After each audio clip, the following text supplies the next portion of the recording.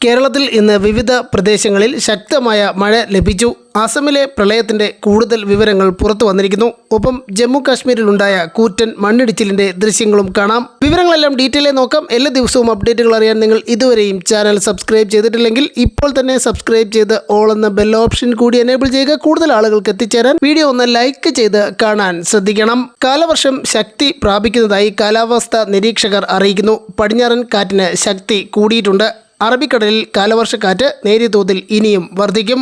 വരും മണിക്കൂറിൽ കൂടുതൽ ജില്ലകളിൽ ശക്തമായ മഴയ്ക്ക് സാധ്യതയുണ്ടെന്നും കാലാവസ്ഥാ വകുപ്പ് അറിയിക്കുന്നു. തിരുവനന്തപുരം, കൊല്ലം, പത്തനംതിട്ട ഒഴികെയുള്ള 11 ജില്ലകളിലും ഇന്നും നാളെയും മറ്റന്നാളും ജൂൺ 28, 29, 30 തീയതികളിൽ യെല്ലോ അലർട്ട് പ്രഖ്യാപിച്ചിട്ടുണ്ട്. മത്സ്യബന്ധനത്തിനും വിലക്ക് ഏർപ്പെടുത്തിയിരിക്കുന്നു.